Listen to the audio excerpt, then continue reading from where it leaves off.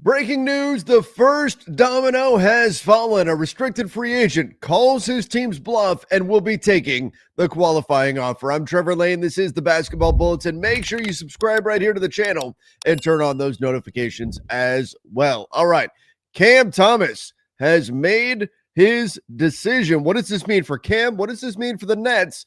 And then what does this mean for the other restricted free agents that are out there? We're talking about Josh Giddey. We're talking about Jonathan Kuminga and Quentin Grimes. So Shams Charania reporting way too early in the morning that restricted free agent Cam Thomas is signing a one-year, $6 million qualifying offer to return to the Brooklyn Nets. Sides were unable to reach a new deal, so the qualifying offer gives Thomas a full no-trade clause and 2026 unrestricted free agency with 10-plus cap space teams. You notice Shams throwing that little bit in there at the end, 10-plus cap space teams, just kind of hinting like, hey, Nets, yeah, now Cam Thomas is going to have the ability to sign with any of these clubs, and there's nothing you can do about it. Thomas becomes the first restricted free agent to land on a deal, to have to accept the qualifying offer is really the phrasing we should be using, among the final restricted free agents in NBA free agency. Thomas averaged 24 points, 3.8 assists, 3.3 rebounds. Okay, so essentially what happened here is Cam Thomas, the way he values himself or sees his value is vastly different than the way the Brooklyn Nets see his value, and probably the rest of the NBA sees his value as well. There was reporting out there that Cam Thomas believed that he is a 30, maybe even $40 million player, and I think that's absolutely crazy. But nonetheless, there's reporting out that that's how he sees himself, particularly when you look at yourself as a 24 point per game scorer. And I think that's the challenge that a lot of teams have right now with Cam Thomas. 24 points per game, that's all well and good. But I think the general sentiment around the NBA is that Cam is more of a sixth-man microwave scorer off the bench. And guys like that simply aren't getting, 30 to $40 million, especially not in today's NBA. However, Cam sees that and says 24 points per game. My assists go way up. I've got almost 4 assists per game now. He sees himself as a true starting caliber two guard. Reporting's been out there that he's got himself in the same category as like the Tyler Heroes, the Jalen Greens of the world. Those types of players are players that he sees as his comps out there.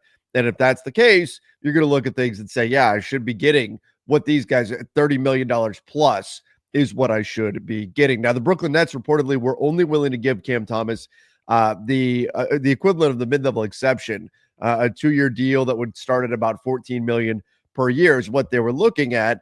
And I believe there was reporting too about a team option on the second year, which is similar to what we're seeing with Jonathan Kuminga. So obviously the two sides very, very far apart. That made Cam Thomas always the most likely to do this, to take the qualifying offer. So what this means now for Cam is he gets a chance to prove everybody else wrong. I mean, myself included. I don't think he's worth 30 or $40 million.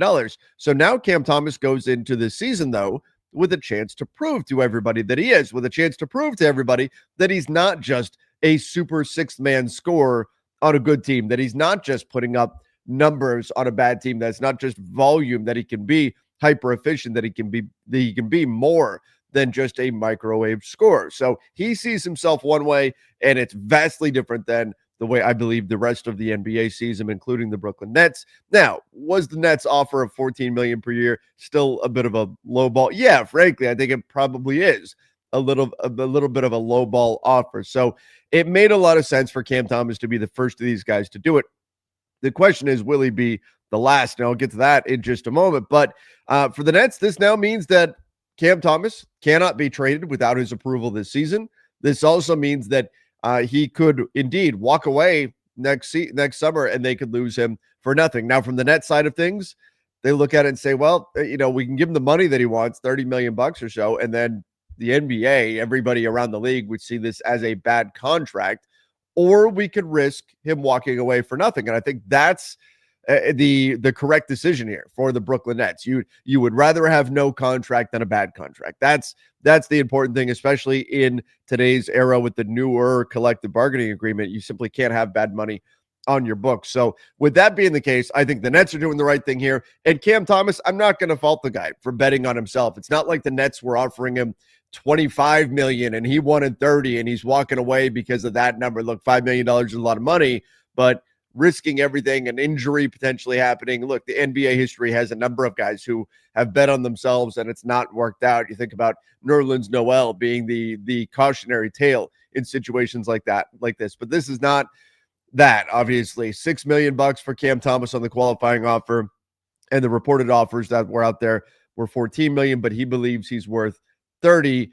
Yeah, that made a lot of sense, I think, for Cam Thomas just to pick up the qualifying offer and try to prove exactly who he is to everybody. All right, so what does this mean, though, for the other restricted free agents that are out there on the market? Does this now empower Josh Giddey? Does it empower Jonathan Kuminga, Quentin Grimes to do the same thing and take the qualifying offer, because their teams could be in even more trouble than the Brooklyn Nets would be if they do? Let's get to that next.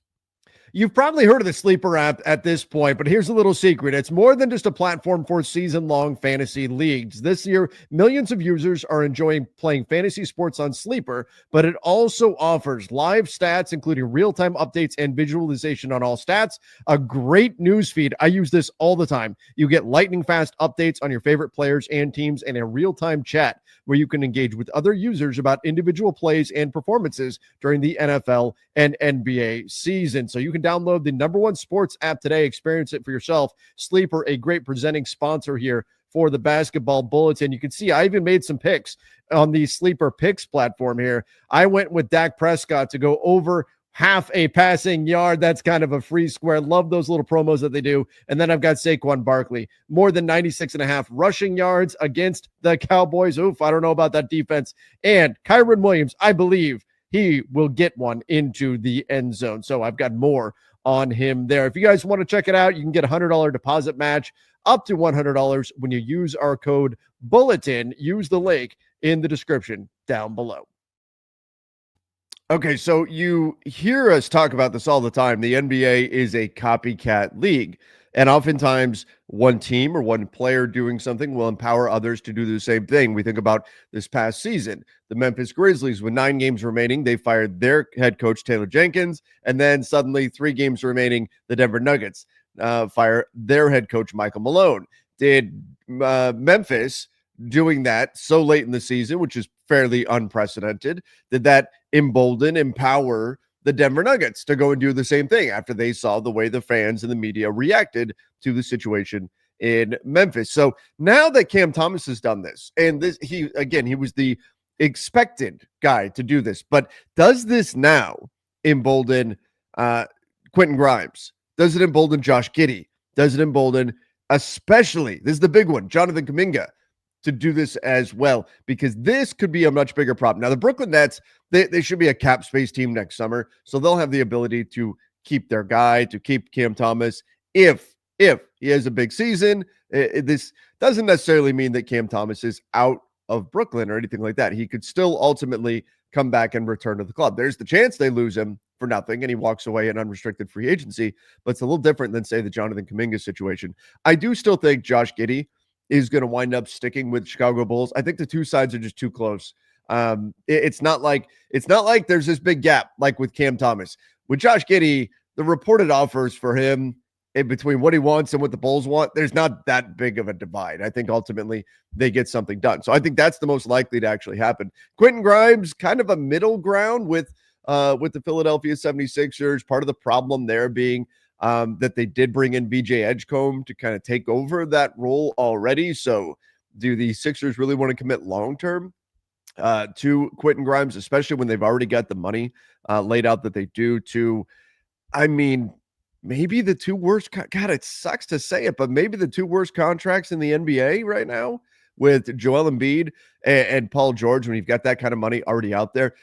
He's a little bit of an interesting one, but the real question is, does this give Jonathan Kuminga the guts to go ahead and just do it and take the qualifying offer? Now, if I'm Kuminga, I'm not doing it until the final day of September. He has until October 1st.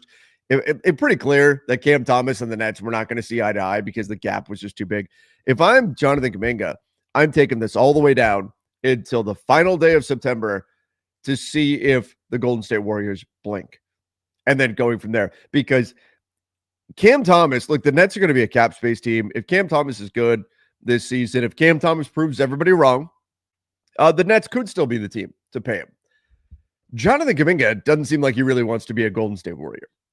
And so I think the chances, the likelihood that the Warriors lose Jonathan Kuminga essentially for no return are dramatically higher if he takes that qualifying offer versus Cam Thomas's situation with the Brooklyn Nets.